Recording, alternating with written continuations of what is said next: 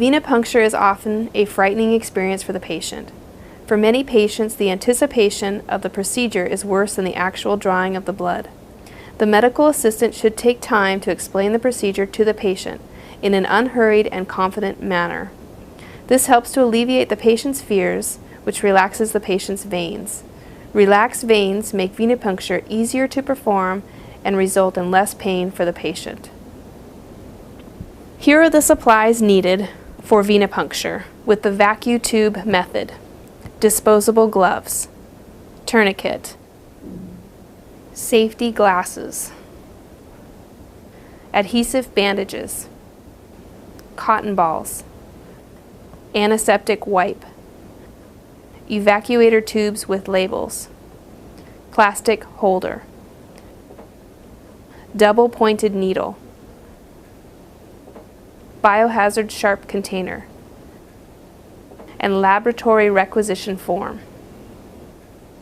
Hi, Elizabeth. Yeah, hi. My name is Jamie, and I'm going to draw your blood today. Okay. Okay. Just need to verify your first and last name for me. Okay, it's Greet the patient and introduce yourself. Identify the patient by asking the patient to state his or her full name and date of birth. It is important to confirm that you have the correct patient to avoid collecting a specimen on the wrong patient. Compare this information to the information in the patient's chart. If the patient was required to prepare for the test with fasting or medication restrictions, determine whether he or she has prepared properly. Sanitize your hands. Assemble the equipment. Select the proper tubes for the test to be performed.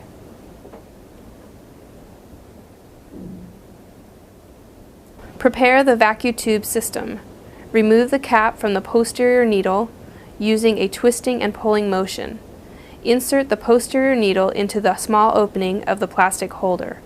Screw the plastic holder onto the lunar adapter and tighten it securely.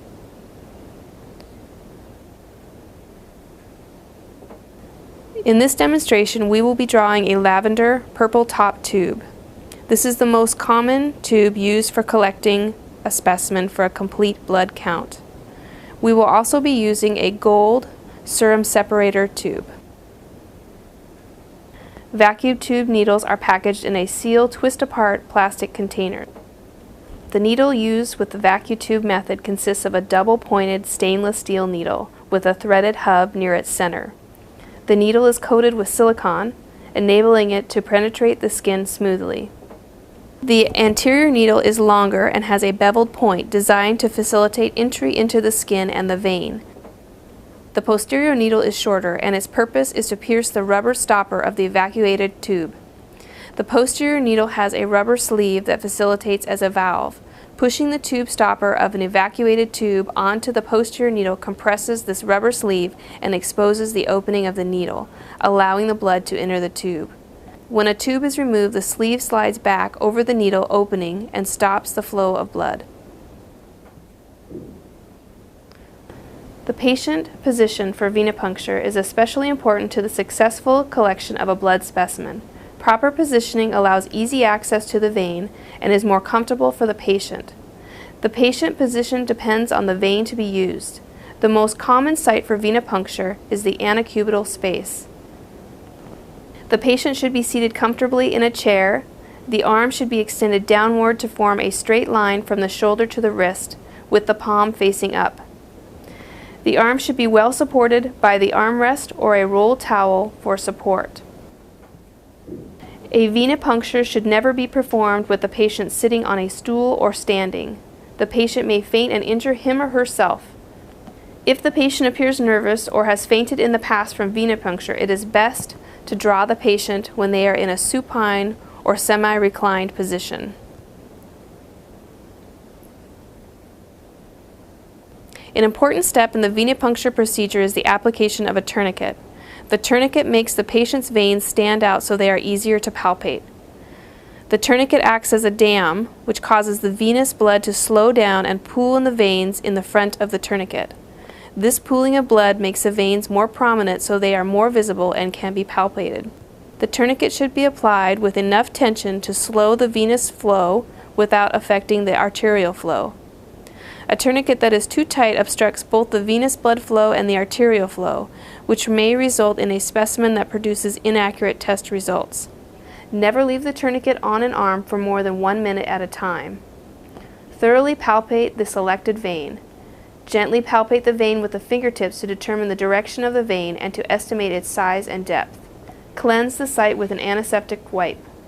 Cleansing should be done in a circular motion starting from the inside and moving away from the puncture site.